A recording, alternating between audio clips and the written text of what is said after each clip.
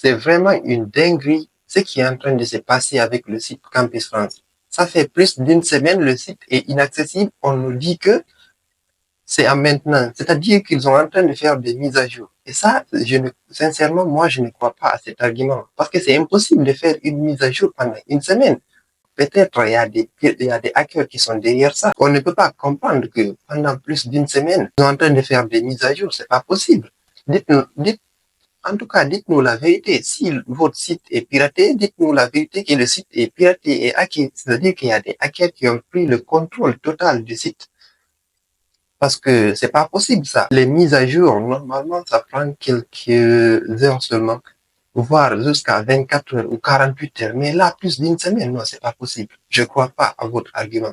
Peut-être il y a des hackers qui ont piraté votre site. Dites-nous la vérité. En tout cas, nous, on est à l'écoute. Hein. On a vu ici Facebook. Lorsque Facebook est tombé en panne, ça a même pas pris. Mais vous, avec votre site Campus France, pendant plus de 5 jours, c'est pas possible. Dites-nous la vérité. En tout cas, moi, je ne crois pas trop à leur argument. Une site internet ne peut pas se mettre à jour pendant plus de 5 jours. C'est impossible. Imaginons un truc. Je suis là, j'ai imaginé un truc. Disons que maintenant, il y a des hackers qui ont piraté le site. Ils ont le contrôle total maintenant du site internet. C'est-à-dire que maintenant, Campus France n'a plus le contrôle de leur site internet.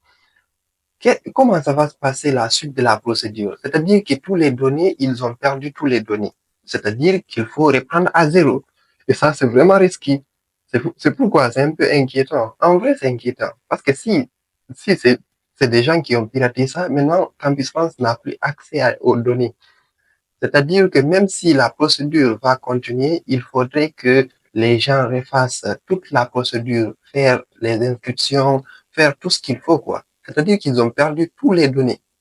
Peut-être pourquoi ça prend assez de temps, peut-être ils sont en train de négocier avec les hackers et les ransomware, donc ils n'ont qu'à payer l'argent et récupérer leur site internet. Si c'est des hackers qui ont pris le contrôle du site, ils n'ont qu'à payer les hackers, peut-être ils vont récupérer les données. En tout cas, espérons que leur base de données n'est pas affectée. Si leur base de données est affectée et qu'ils perdent toutes les données, c'est-à-dire que tout le monde va recommencer toute la procédure. Déjà, nous sommes vers la fin des inscriptions. Tout le monde a créé des comptes, a envoyé les documents. Il y en a qui ont passé les entretiens. C'est-à-dire qu'ils ont perdu tout. C'est pas possible. On ne peut pas imaginer ça. En tout cas, on est là, nous sommes à l'écoute. Et puis, il y a très peu de communication là-dessus.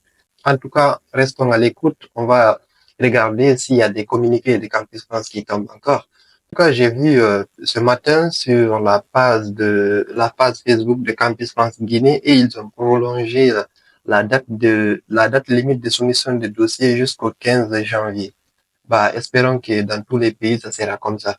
Moi, ce qui m'inquiète, en tout cas, c'est que même si on prolonge 1 ou 2 semaines la date limite, et imaginons qu'ici, ils perdent tous les données. C'est-à-dire que tout va repartir à zéro. Espérons que ça ne soit pas le cas. Donc, c'est tout ce que j'avais à vous dire. À la prochaine. Ciao. On reste à l'écoute. S'il y a des nouvelles informations, je vous tiens au courant.